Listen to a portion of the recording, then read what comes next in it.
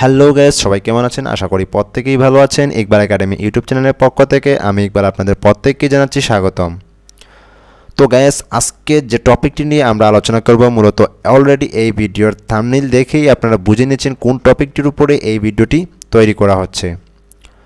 তো আমরা যারা ডেস্কটপ বা ল্যাপটপ ব্যবহার করি, সেক্ষেত্রে দেখা যায় যে আমাদের ল্যাপটপ অথবা ডেস্কটপের মধ্যে যে রান কমান্ড অপশনটি রয়েছে সেটি কোনো কারণবশত ডিলিট অথবা মিসিং হয়ে যায়।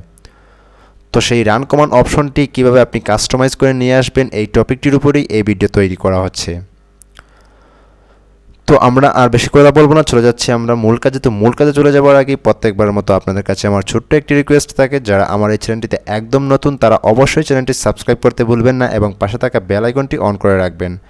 আর যারা অলরেডি সাবস্ক্রাইব করে রেখেছেন তাদেরকে I am thanks for you. তো গাইস, কাস্টমাইজ করার জন্য আপনাদেরকে প্রথমেই চলে যেতে হবে এই কর্নারে যে স্টার্ট অপশন দেখতে পাচ্ছেন, এই স্টার্ট অপশনে আপনাকে ক্লিক করতে হবে। দেন ক্লিক করার পর এখানে দেখতে পাচ্ছেন অলরেডি আমার রান কমান্ড অপশনটি কিন্তু দেয়া আছে।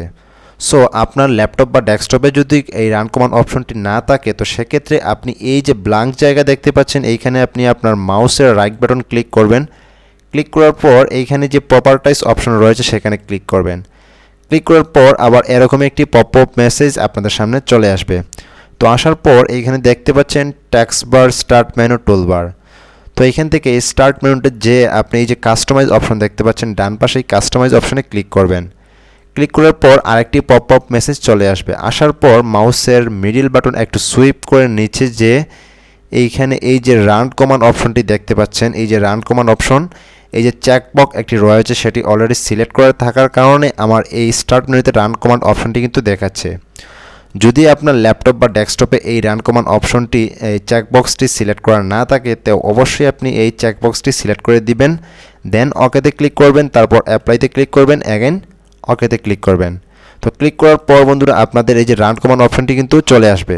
তো বন্ধুরা, আশা করি এই রান কমান্ড অপশনটি নিয়ে আপনাদের আর কোনো সমস্যা নেই। যদি থেকে থাকে তাহলে আমাদের ফেসবুক পেজে যোগাযোগ করতে পারেন।